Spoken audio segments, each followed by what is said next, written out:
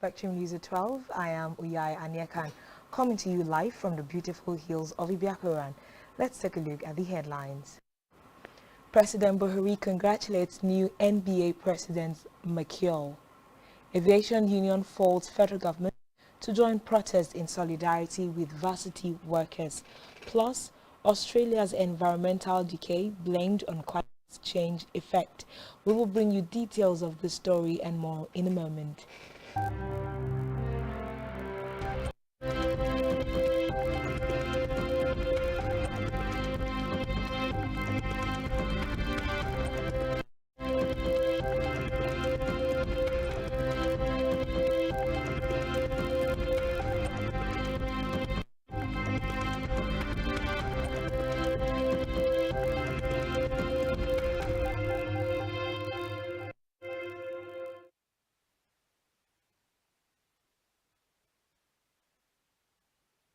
Speaker Femi Biamila have facilitated the Nigerian Bar Association (NBA) and its new president Yakubu Mekiol saying on the association's successful election of new executive council. A statement by his special advisor on media and publicity, Femi said President Buhari congratulates the legal luminary for becoming the 31st president of the highly revered association, which has over the years played a major role in democratic and economic development of the country, with advocacy, counseling in partnership with governments. The president also salutes the outgoing president of the NBA, Olumide Akpata, and all the national leaders who took the association to a higher level, particularly with building new partnerships and integration of technology. Meanwhile, in his congratulatory message through his special advisor on media and publicity, Lanre Lasisi, the speaker said with Mekiol's experience as a senior lawyer of repute, the NBA would be taken to the next level of growth and development. In the meantime, the federal government has sought the support and collaboration of the Netherlands Development Agency to enable it achieve its policy of growth. Grow what you eat and eat what you grow. The Minister of State, Budget and National Planning, Clem Agba, said this in Abuja at the signing of a memorandum of understanding with the Netherlands delegation, led by the country director to Nigeria and Ghana, Anjo van Toorn. The MOU aims to strengthen relationships between the two countries and support Nigeria to achieve food security. Agba urged the Netherlands to support the poor rural farmers in Nigeria with necessary resources to enable them produce what the nation can consume, achieve food security, noting that Netherlands has the experience and expertise to do so.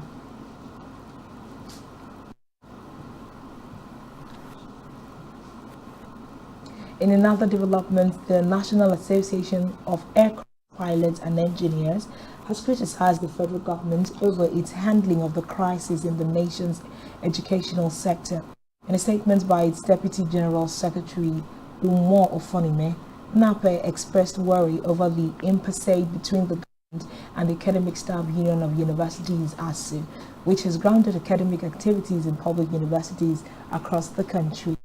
Recall that ASU had commenced a nationwide strike on the 14th of February over the adoption of the Integrated Personnel Payroll Information System, IPPIS, of the government as the payment system in the university sector, as members have also defied the poor funding of universities, non-payment of salaries and allowances of some of their colleagues. NAPE, in its reaction, believes the government's refusal to honor the agreement signed with the ASU for over a decade is disturbing, considering the negative impact the prolonged strike will create on students' lives.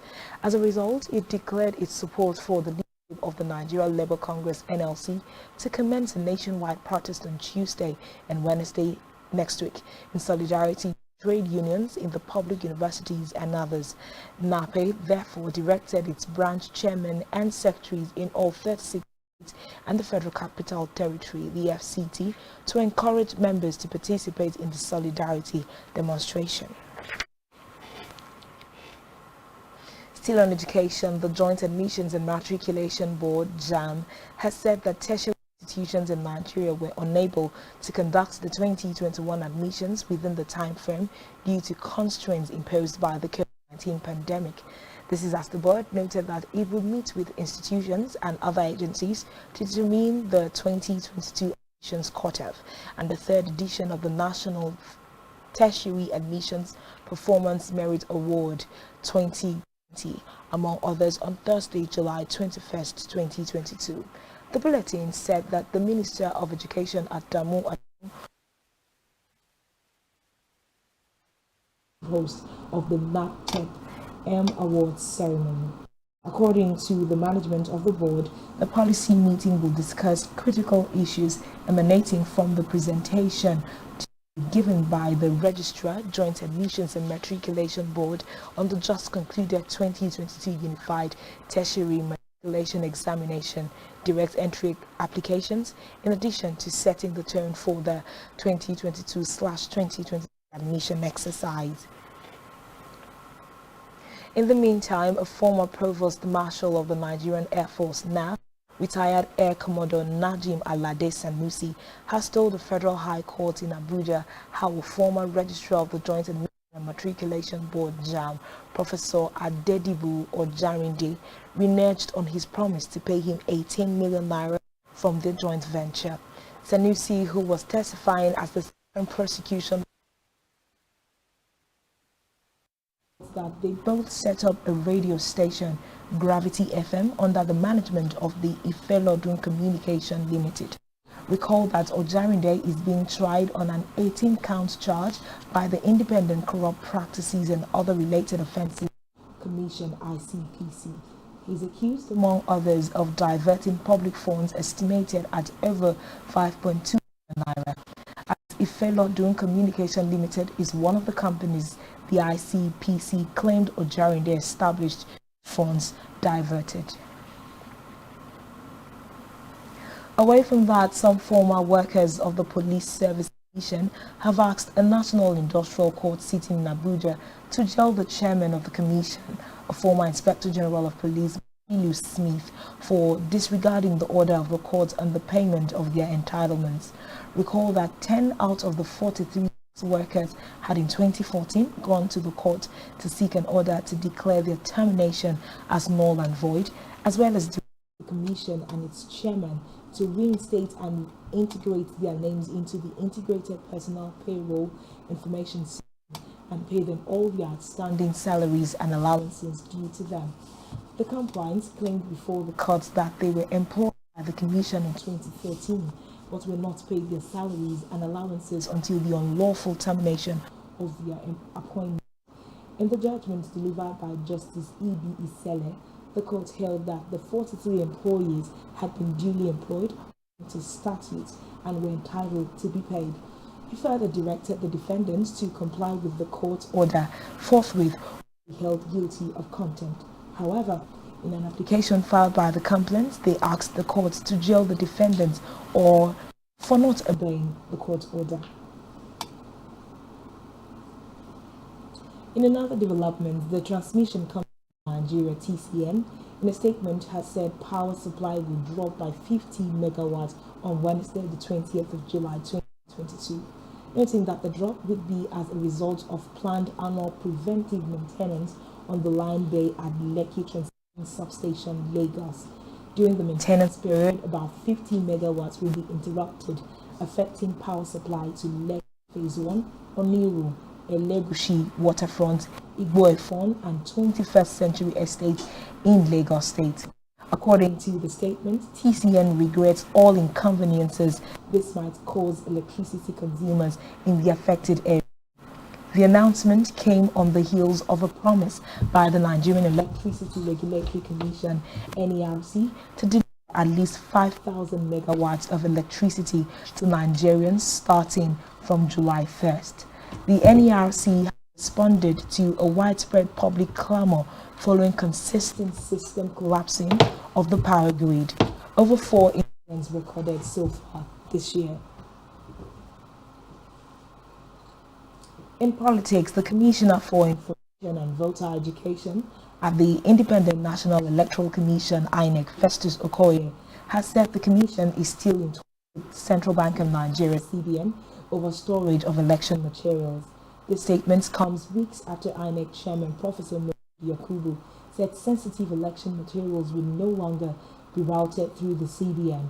Yakubu had said the electoral body never had any issue with the CBN since the partnership started, but owing to current circumstances, an alternative will be found.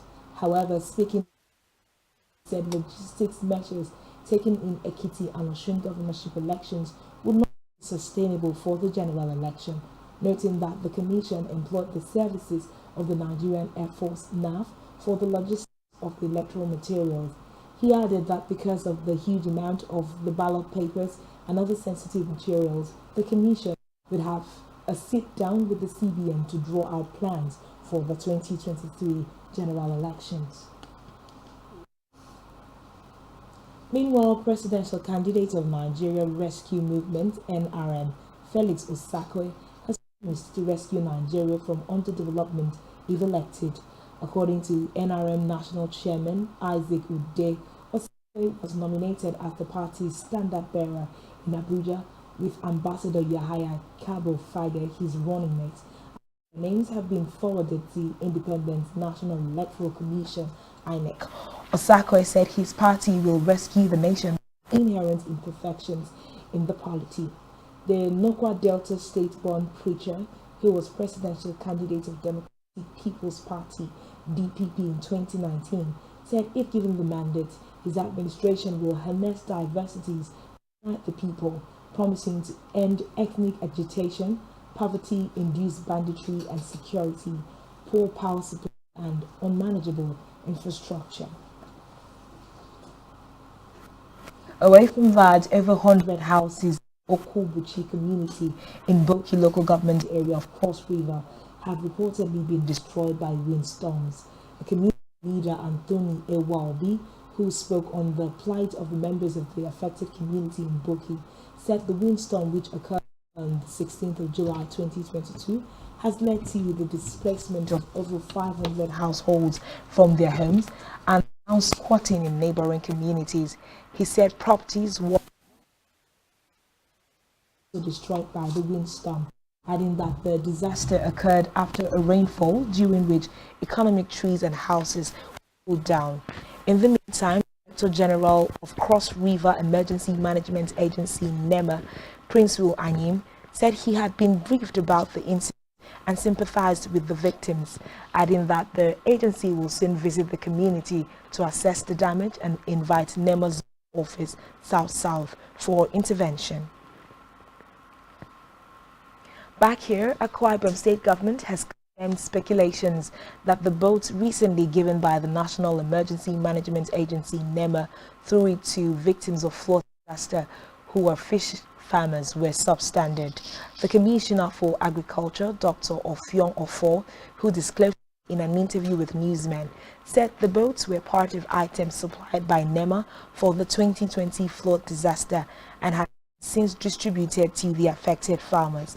While wondering why the people described the boat as unfit, he noted that the state government even provided logistics for the lifting of the boats and other components for the farmers.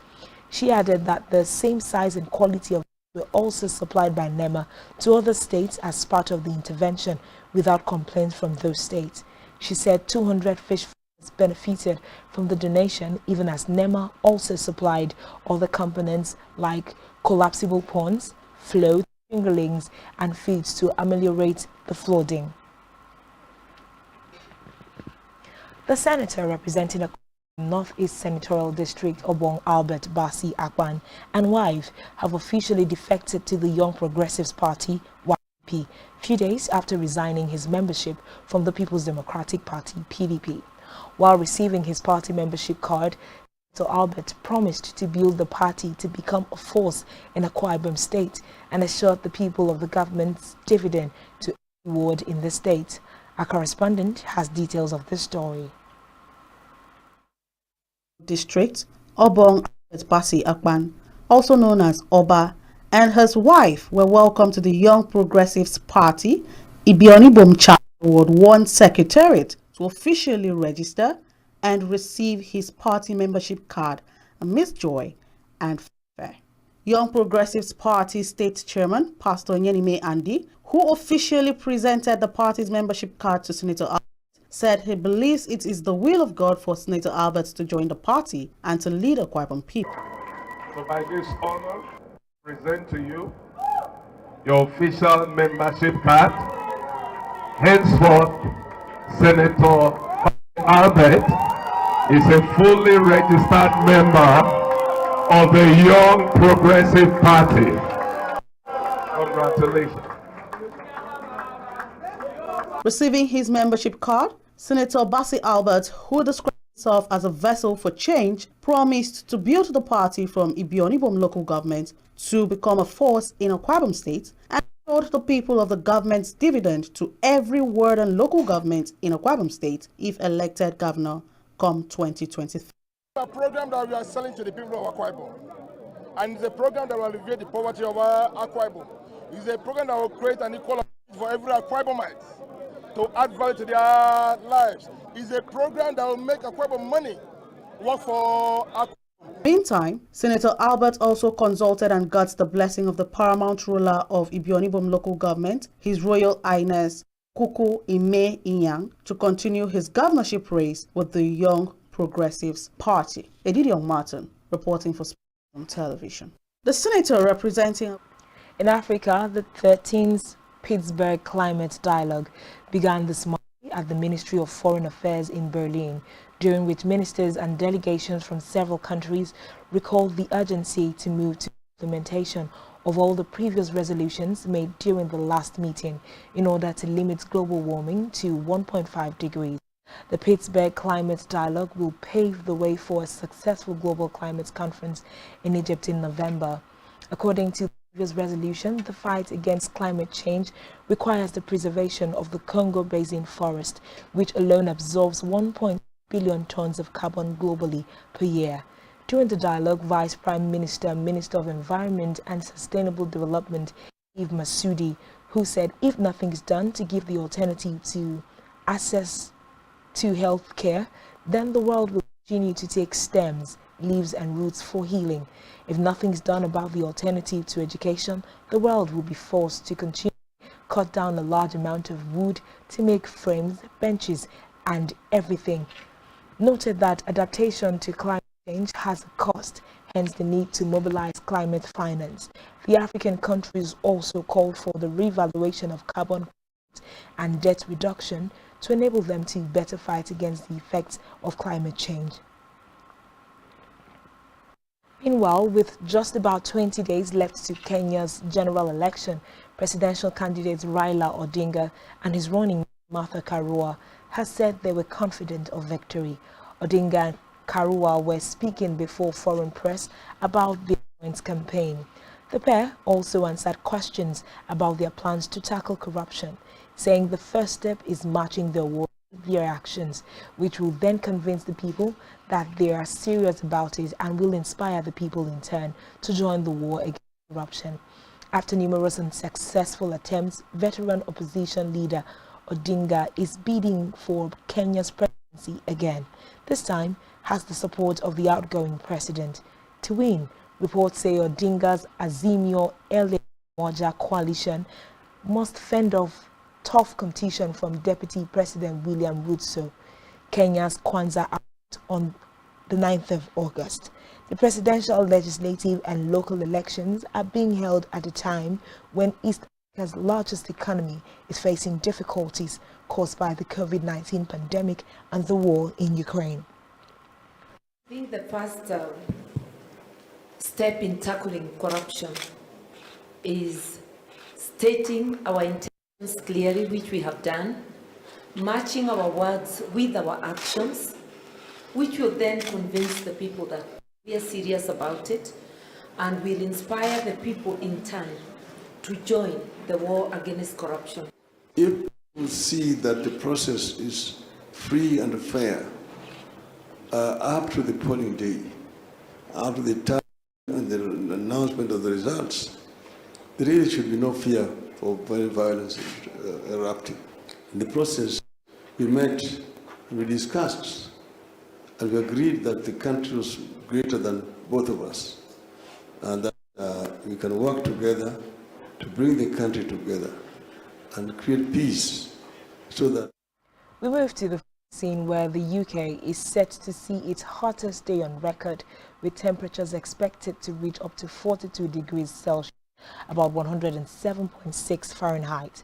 The Met Office has issued a red extreme heat warning covering much of the central, northern and southeast England, as well as a do not travel warning for today, affecting services traveling through the red zone of the Met Office's weather warning.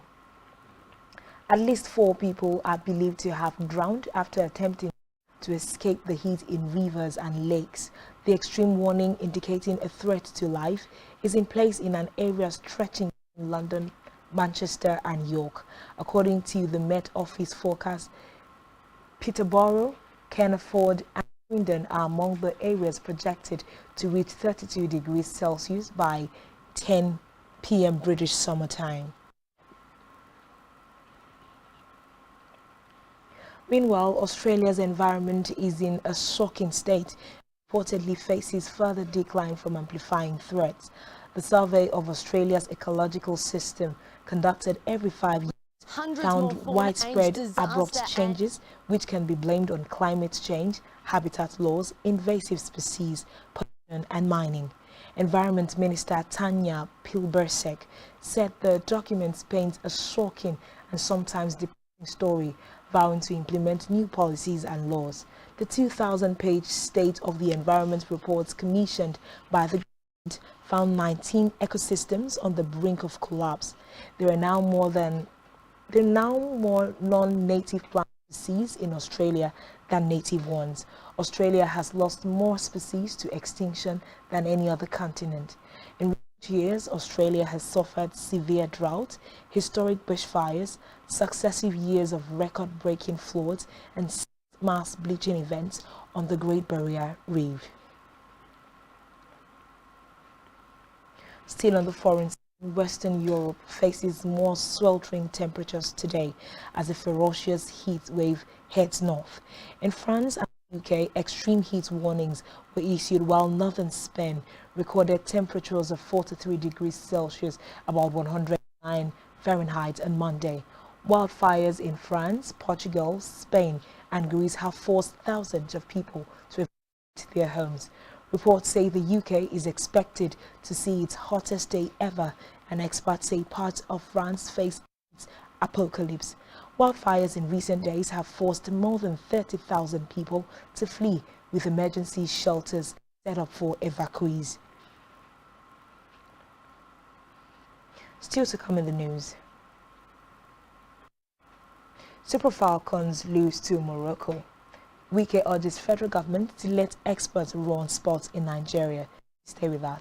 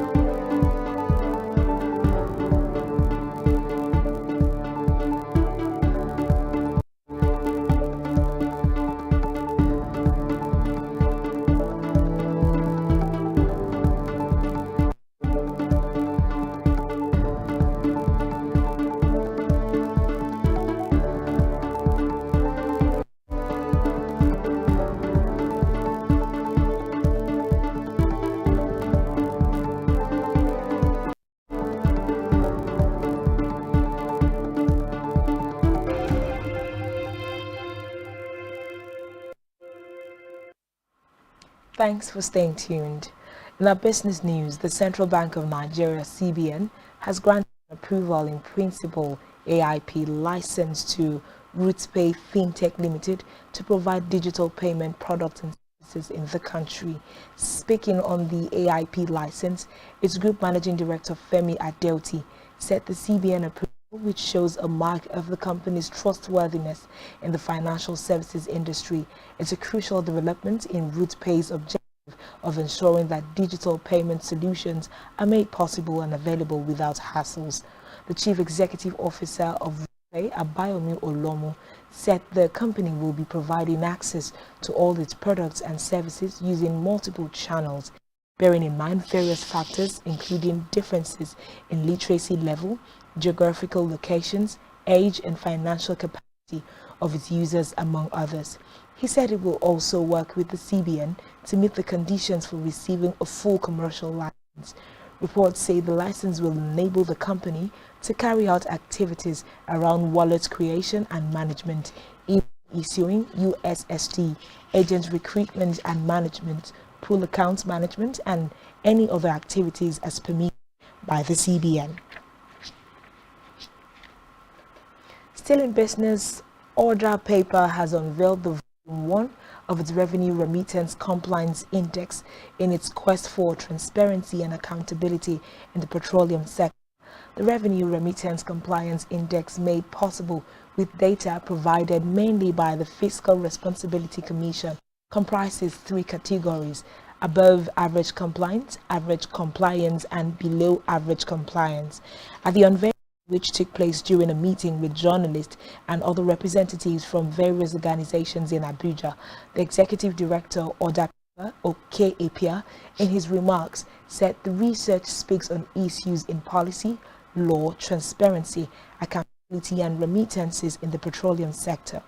According to the index, the Central Bank of Nigeria, the National Pension Commission, Content Development and Monitoring Board, and 16 other agencies have performed below average. In health, the World Health Organization (WHO) has embarked on a house-to-house enlightenment campaign in Maiduguri to educate residents on the dangers of chickenpox, cholera, and COVID-19 and offer preventive measures. The campaign, which was inaugurated in Bulumuktu ward of the metropolis by the WHO Northeast Emergency Manager, Dr. Richard Lacko, is part of proactive measures by a group known as Community Health Champions to reach out to the residents in form of group discussions on preventive measures in collaboration with the Borno government and community leaders. Lacko noted that WHO would continue to support the state Ministry of Health to boost awareness on prevention of epidemic-prone diseases, including awareness of monkeypox, cholera, and COVID-19. Leader of Bulumuktu ward, Malam Bala Garba, lauded the world body for the campaign, which he said was warmly accepted by households in the area, who will collaborate with WHO for maximum results. In sports, Morocco have reached the final of the 2022 Women's Africa Cup of Nations after beating Nigeria on penalties last night. They will face South Africa in the final. Super Falcons of Nigeria failed to earn a 10th final match appearance after falling 4-5 on penalty kicks for the game, which earlier ended in a 1-1 draw over 120 minutes as Nigeria were down with 2 players out for red card offences. Meanwhile, Rivers State Governor Nyesom Wike has called on the federal government to remove political considerations in sports and allow experts to run the sector professionally, noting the country would not attain her potential if politics continue to interfere with sports. The governor, according to a statement signed by his special assistant media Kelvin Ebiri, spoke at the Adokiye Ameshimaka Stadium, where he watched one of the Nigeria Professional Football League (NPFL) final matches of the season as Rivers United beat Gombe United 1-0 to be crowned champions of the 2021/2022 season. The governor said that the random selection of persons to satisfy quota system had not been of any help in identifying the best sporting talents. It was a quality ball delivered by Ajibade into the box there, and then a little bit of a touch there, gets to a sad post, and it was Uche Nakano. Meanwhile, former African champion Olufunke Osoneke has been reinstalled in the table tennis team heading to the 2022 Commonwealth Games amid pressure from all quarters after her initial omission due to undisciplined conduct at last Tokyo 2020 Olympics. Osoneke, who is Nigeria's most decorated table tennis player and the only female 7-time table tennis Olympian in the world, was omitted from the list of the four-man female team submitted by the Nigeria Table Tennis Federation (NTTF) to the Ministry of Youth and Sports Development. According to a reliable source, the decision to omit her from the Commonwealth team was based on Oshonaike's role in the face-off between the ministry officials and athletes at the Tokyo 2020 Olympic Games. In entertainment, actors Fred Amate and Segun Arinze have paid tribute to their colleague Adame, who died at a hospital in Delta State. The veterans, in separate interviews with newsmen in Lagos, described late Ame's death as a colossal loss to the entertainment industry, as she was a fantastic actress. Amata described the deceased as an honest and upfront fellow, presented the true spirit of Nollywood from nothing to something. Arinze said the deceased was a loving actress who would be sorely missed by her fans and colleagues in the industry. Meanwhile, veteran Nollywood actress Oluwasolimpe Sola Onainga, also known as Ireti, is dead. The news of Onainga's death was announced by foremost arts practitioner and lecturer Dr. Shaibu Hussaini on social media. The stage and screen actress, who became very popular for her role in Ireti in 2 television series, Checkmate and Fuji House of Commotion, died in the early hours of Monday, 18th July 2022.